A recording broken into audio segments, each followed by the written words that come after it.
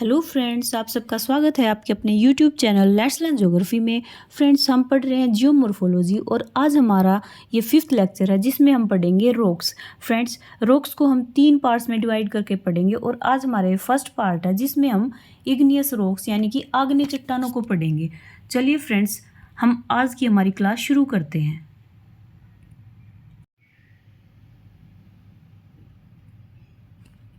Friends, rocks क्या होती हैं कि हमारी जो भूप्रपट्टी है ना वो शैलो से ही बनी होती है। इनसे ही रॉक से ही बनी है और इनमें बहुत सारे खनिज पदार्थ भी मिलते हैं फ्रेंड्स। और हम रॉक्स में किसको शामिल करते हैं कि जैसे जो बालू रेत होता है, मिट्टी होती है, छोटे कंकर होते हैं जैसे रेती बजरी होती है, इनसे लेकर हम जो बड़े बड़े जो ये पत्थर होते हैं उनको शेल्स का, इनका शैलो का ही पार्ट मानते हैं, रॉक्स का ही पार्ट मानते हैं फ्रेंड्स। और ये क्या होता है कि ये जो शैलें होती हैं ये कठोर भी होती हैं और नरम भी होती हैं और इनका कलर भी अलग अलग होता है। और कुछ शैलें ऐसी होती हैं कि उनमें से कि भाई पानी और हवा गुजर सकते हैं और कुछ में से नहीं।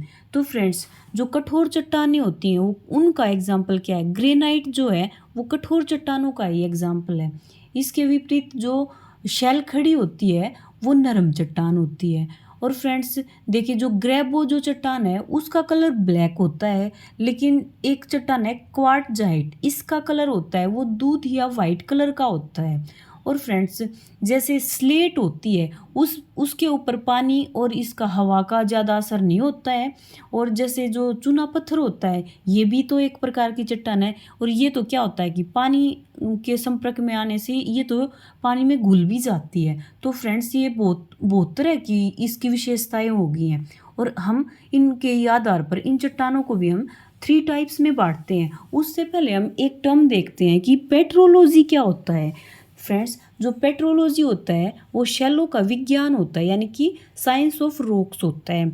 और जो इसमें क्या किया जाता है, जो पेट्रोशास्त्री होते हैं वो जो रॉक्स होती हैं वो कैसे बनी हैं, वो किन पदार्थ, उनमें कौन कौन से मटेरियल हैं, किन पदार्थों से मिलकर बनी है और वो किन स्थानों पे पाई जाती है ज़्यादातर, और दूसरी शैलों के साथ उनका क्या रिलेशन है, ये सब वो जो पेट्रोशास्त्री होते हैं वो पेट्रोलॉजी में इसमें इनको पढ़ते हैं फ्रेंड्स। ठीक है, आगे हम देखते हैं कि रॉक्स के टाइप कितने हैं फ्रेंड्स।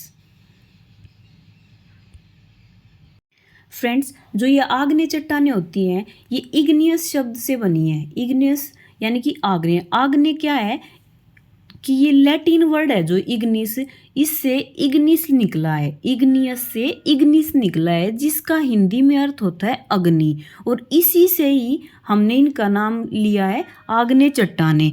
कैसे फ्रेंड्स? जैसे हमारी जो पृथ्वी होती है उसके अंदर जब ज्वालामुखी फटता है तो क्या होता है कि ज्वालामुखी फटा तो जो मैग्मा होता है ना वो कुछ भाग तो हमारी पृथ्वी के अंदर रह जाता है और कुछ भाग जो हमारी पृथ्वी के ऊपर आता है लावा के रूप में, उससे जो ये जो ये आग्नेय चट्टानें होती हैं ये बनती हैं। ठीक है फ्रेंड्स, और इनको भी इस आधार पर 2 पार्ट्स में बांटा गया है। फर्स्ट है अंतर्वेदी चट्टानें और सेकंड है बहिर्वेदी आग्नेय चट्टानें। फ्रेंड्स, हम पढ़ते हैं अंतर्वेदी चट्टानें। अंतर्वेदी चट्टानें क्या होती हैं? ये होती हैं कि जब है ना जो ज्वालामुखी फटता है और जो मैग्मा है वो धरातल के ऊपर ना आके और धरातल के नीचे ही अलग अलग गहराइयों में जम जाए तो इसको कहते हैं अंतर्वेदी चट्टानें।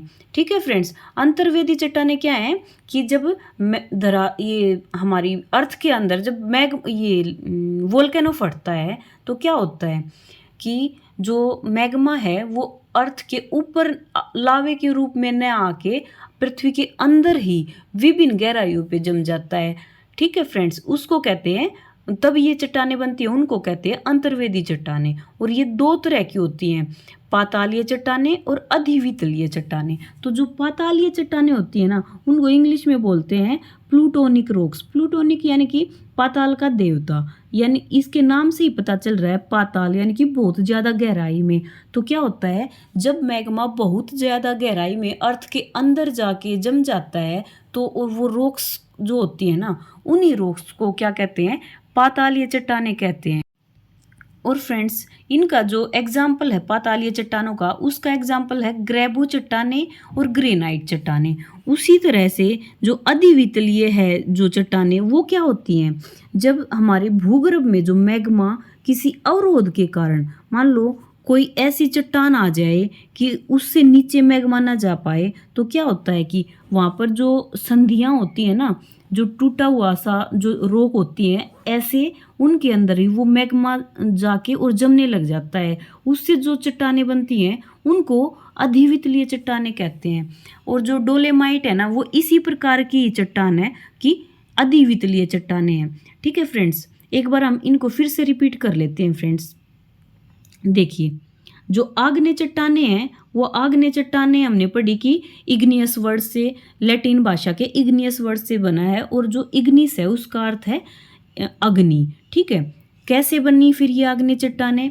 आग्नेय चट्टान जैसे पृथ्वी के अंदर वोल्केनो फटा तो जो मैग्मा है वो कुछ तो अर्थ के ऊपर लावा के रूप में आ गया, और कुछ जो नहीं आ पाया वो पृथ्वी के अंदर ही विभिन्न गहराइयों पे जमता चला गया। तो जो मैग्मा पृथ्वी के बाहर आके जमा और जो मैग्मा पृथ्वी के अंदर विभिन्न गहराइयों में जम गया, उससे जो चट्टानें बनी ना, वही चट्टानें आग्नेय चट्टानें कहलाई। फिर हमने इनको 2 टाइप्स में बांटा इनकी स्थिति के आधार पर, यानी कि ये कहाँ कैसे कैसे स्थित है, ये चट्टानें कहाँ पाई जाती है, उसके आधार पर हमने इन आग्नेय चट्टानों को 2 टाइप्स में बांटा फ्रेंड्स। फर्स्ट है अंतर्वेदी चट्टानें और सेकंड है बहिर्वेदी चट्टानें। अंतर्वेदी यानी कि पृथ्वी के अंदर की चट्टानें, और बहिर्वेदी अर्थात पृथ्वी के बाहर जो आके लावा जम गया उससे बनी है वो चट्टानें। तो अंतर्वेदी चट्टानों को भी हमने आगे 2 पार्ट्स में डिवाइड किया, पातालीय चट्टानें और अधिवितलीय चट्टानें। फ्रेंड्स, जो पातालीय चट्टानें थी वो क्या थी, बहुत ज़्यादा गहराई में जाकर जो ये मैग्मा जम गया था उसके जमने से जो चट्टानें बनी वो कहलाई पातालीय आग्नेय चट्टानें, और इनका एग्जाम्पल है ग्रेबो और ग्रेनाइट।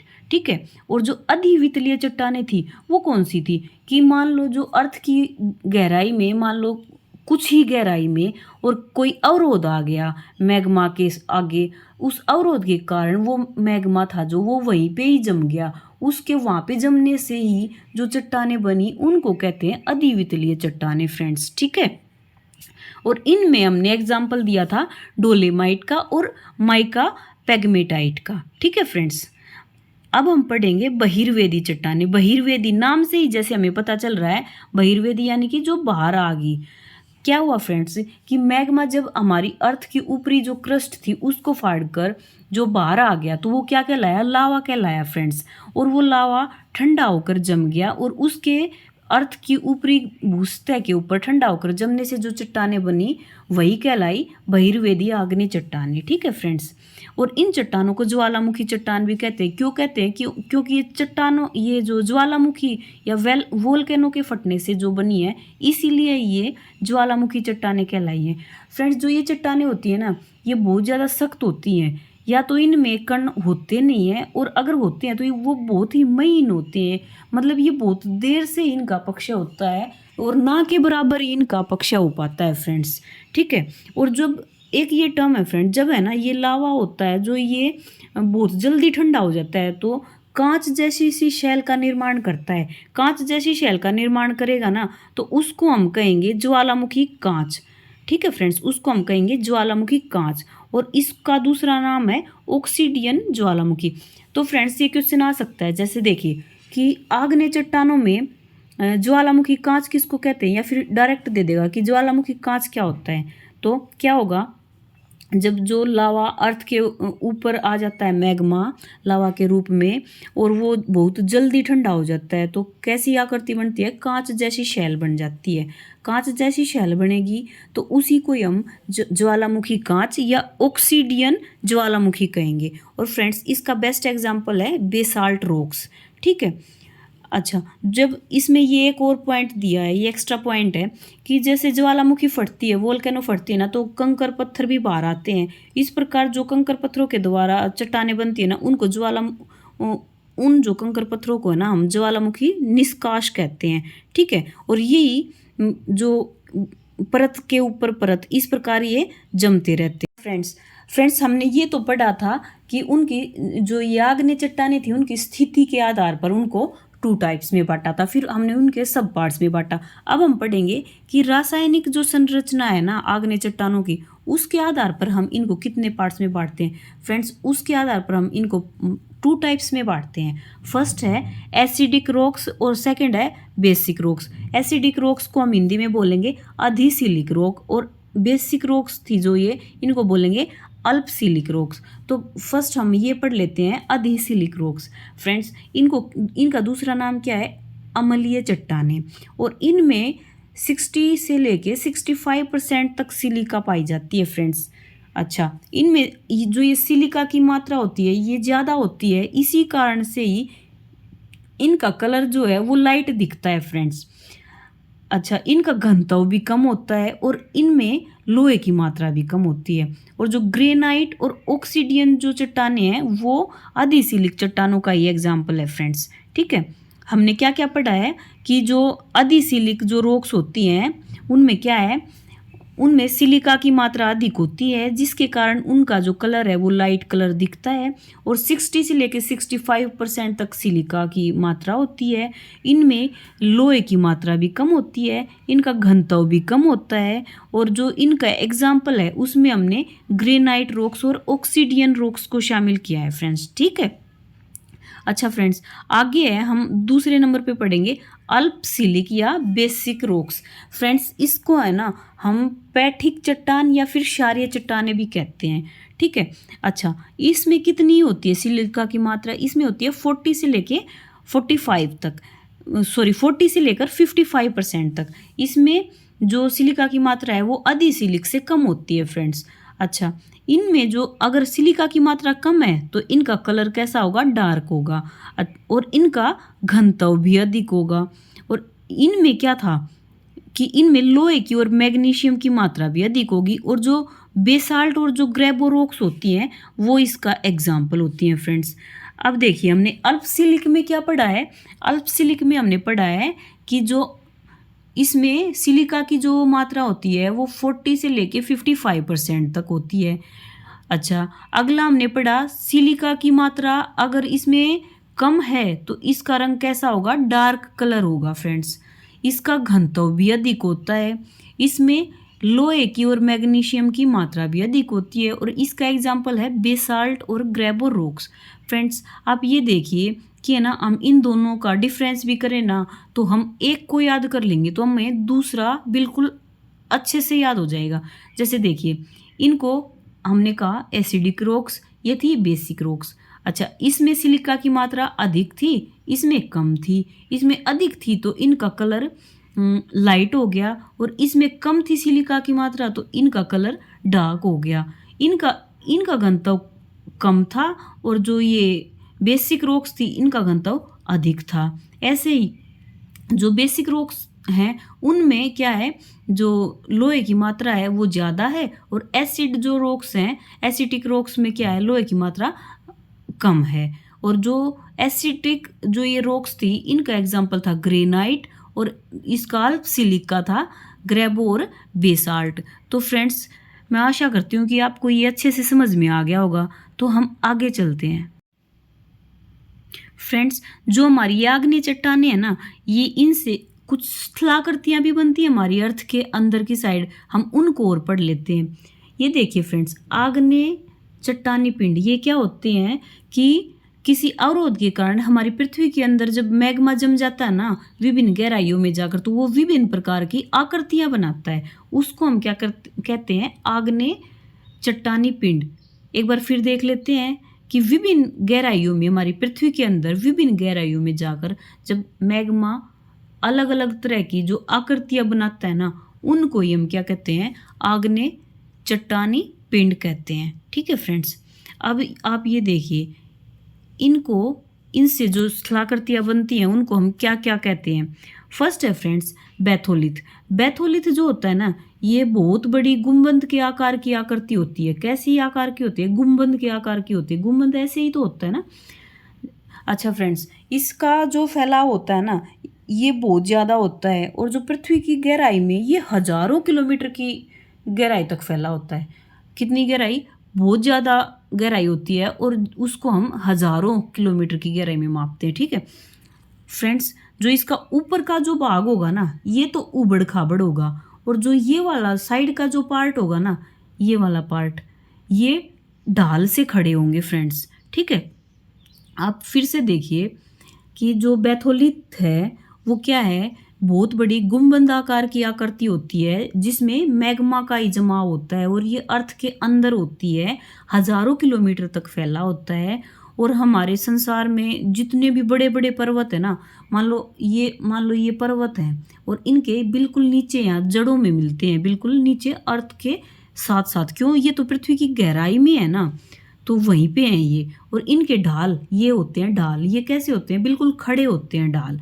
और इसका जो एग्जाम्पल है ये कनाडा की तो जो कोस्टल रेंज है वो है बैथोलिथ का बेस्ट एग्जाम्पल। और जो यूएसए है ना उसमें इडाहो स्टेट है, और उसमें क्या है 40,000 वर्ग किलोमीटर से भी बड़ा एरिया है बैथोलिथ का। ठीक है फ्रेंड्स, चलिए फ्रेंड्स आगे चलते हैं। और ये क्या होता है, ग्रेनाइट जो चट्टानें होती हैं उनका ही जमा होता है, यानी कि ये बहुत ज़्यादा कठोर होते हैं। ठीक है फ्रेंड्स, आगे है स्टोक। स्टोक क्या है फ्रेंड्स, जैसे हमने अभी अभी बैथोलिथ पढ़ा है ना, बैथोलिथ तो क्या था कि ये बहुत बड़े एरिया में, हज़ारों किलोमीटर के एरिया में होता है अर्थ के नीचे। लेकिन ये है ना कुछ किलोमीटर की गहराई में होता है, जैसे मान लो 100 किलोमीटर की गहराई तक पाया जाता है। और ये क्या है, गुंबदाकार तो होता है लेकिन इसकी आकृति तो छोटी होगी ना उससे, बैथोलिथ से, तो ये उसी का ही, बैथोलिथ का ही छोटा रूप है, और इसी को ही हम स्टोक कहते हैं। ऐसे ही इसकी भी जो ये ढाल होते हैं ये खड़े होते हैं फ्रेंड्स। हमने अब तक दो पढ़े हैं, दो स्थलाकृतियाँ पढ़ी हैं।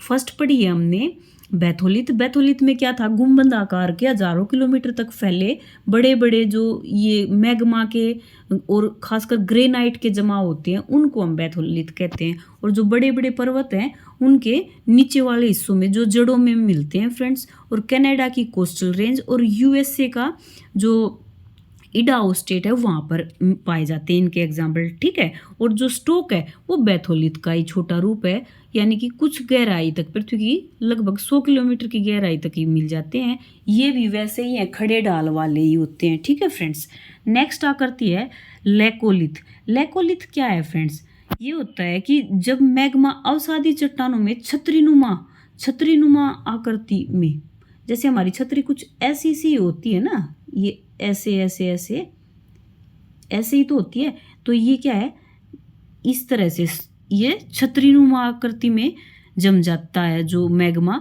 तो तब जो शेप बनती है उसको हम कहते हैं लेकोलिथ।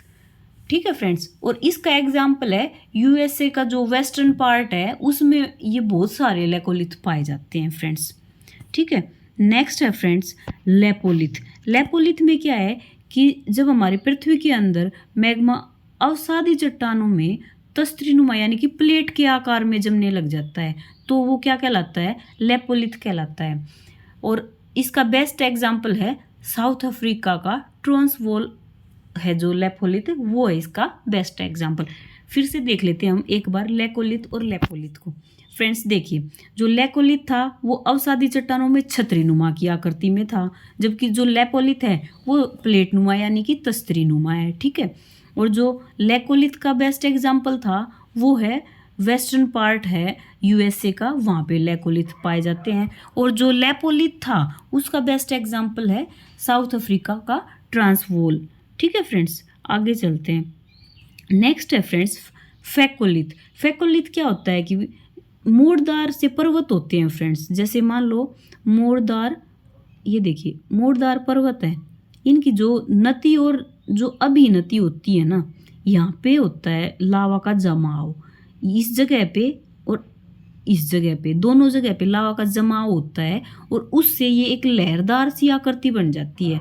मान लो इसमें यहाँ भी मैग्मा जम गया, यहाँ जम गया, फिर यहाँ से जम गया और यहाँ भी जम गया, तो ये लहरदार सा दिखाई देगा। इसको हम क्या कहेंगे, फेकोलिथ कहेंगे। नेक्स्ट है फ्रेंड्स सिल। सिल क्या होता है फ्रेंड्स, जैसे ये देखिए कि जो अवसादी चट्टानों में क्षैतिज रूप से, मान लो ये अवसादी चट्टानें हैं और इनमें है ना क्षैतिज रूप से क्या होगा, बीच बीच में ये यहाँ पे ऐसे मैग्मा जमता रहेगा, तो इस आकृति को हम क्या कहेंगे, सिल कहते हैं। ठीक है फ्रेंड्स, आगे है जो ये सिल होता है इसकी 1 मीटर से भी पतली शीट, पतली जो लाइन होती है सिल की, उसको हम क्या कहते हैं, शीट कहते हैं। 1 मीटर से भी पतली सिल को क्या कहेंगे, शील कहेंगे। और फ्रेंड्स जो ये डाइक होता है ना, डाइक क्या होता है, जैसे सिल तो थी क्षैतिज दिशा में खड़ी थी, सिल क्या थी, क्षैतिज थी, लेकिन जो डाइक होगा ना, डाइक होगा फ्रेंड्स ऊर्ध्वाधर खड़ा होगा, हॉरिजेंटली। अवसादी चट्टानों में जैसे वो क्या था, जो सिल थी वो क्षैतिज थी, जबकि जो डाइक या डोलोराइट होंगे वो क्या होगा, ये हॉरिजेंटली सॉरी, ये ऊर्ध्वाधर खड़े होंगे। ठीक है फ्रेंड्स, इसमें क्या होगा, जैसे मान लो ये अवसादी चट्टानें हैं और उनके बीच बीच में, अवसादी चट्टानों के बीच में ही मैग्मा भर जाए इस तरह से, तो क्या होगा, डाइक की शेप बनेगी। और जब मान लो ये चट्टानें, जो अवसादी चट्टानें हैं, उनका अपर्दन होता रहेगा धीरे धीरे, तो ये ऐसे खड़ी सी आकृति दिखाई देगी, इनको ही हम डाइक कहते हैं।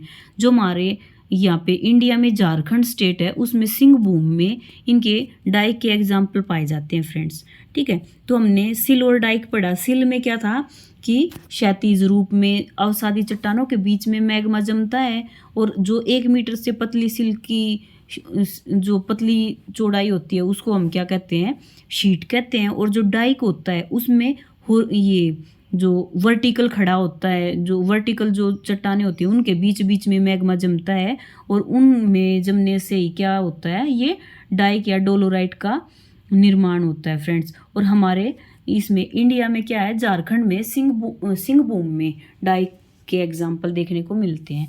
और फ्रेंड्स आगे हैं आग्नेय चट्टानों की विशेषताएं। तो फ्रेंड्स आग्नेय चट्टानें कैसी होती हैं, कठोर होती हैं। आग्नेय चट्टानें कठोर होती हैं और ठोस भी होती हैं। ठीक है, तो और अगर मान लो चट्टानें कठोर हैं, ठोस हैं, तो क्या होगा कि उनका अपर्दन देरी से होगा। ठीक है फ्रेंड्स, नेक्स्ट है, इनमें परतें नहीं होती। परतें कैसे नहीं होती, मान लो एकदम से पृथ्वी से लावा निकला,